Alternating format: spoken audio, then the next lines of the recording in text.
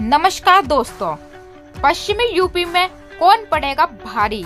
निगाहें मुस्लिम वोट पर, जाट फैक्टर भी अहम। देश में होने वाले आम चुनाव के पहले चरण की तारीख नजदीक आ रही है और उत्तर प्रदेश में इन चुनावों में पश्चिमांचल की रामपुर, मुरादाबाद और संभल समेत कई मुस्लिम बहुल सीटों पर सबकी निगाहें टिकी हुई है, जहां मुस्लिम मतदाताओं की हिस्सेदारी 23 से 42% के बीच है।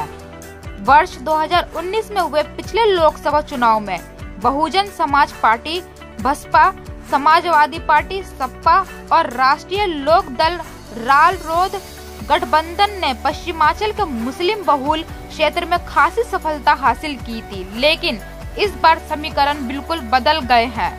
प्रदेश में जहां बसपा ने अकेले चुनाव मैदान में है, वहीं पश्चिमांचल की जाट बिरादरी में असर रखने वाला रालोद इस बार भाजपा के साथ खड़ा है, जबकि सपा उस कांग्रेस के साथ गठबंधन कर मैदान में है जो पिछले 3 दशक से भी ज्यादा समय से प्रदेश में अपनी खोई जमीन तलाश रही है। सभी दल और गठबंधन पश्चिमी उत्तर प्रदेश में अपनी जीत सुनिश्चित करने के लिए रणनीति बना रहे हैं, लेकिन पिछले कई चुनाव के रुझानों पर नजर डालें तो पश्चिमांचल में ध्रुवीकरण एवं जातीय समीकरण की हार जीत का आधार रहे हैं।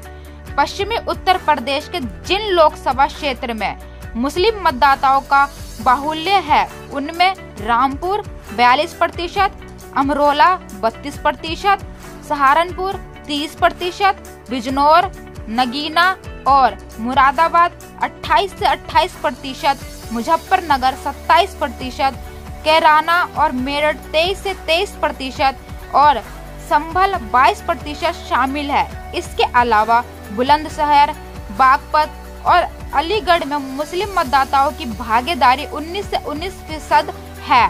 अगर मुस्लिम मतदाता एकजुट होकर किसी एक पार्टी या गठबंधन को वोट दे तो वे परिणाम बदलने का मद्दा रखते हैं।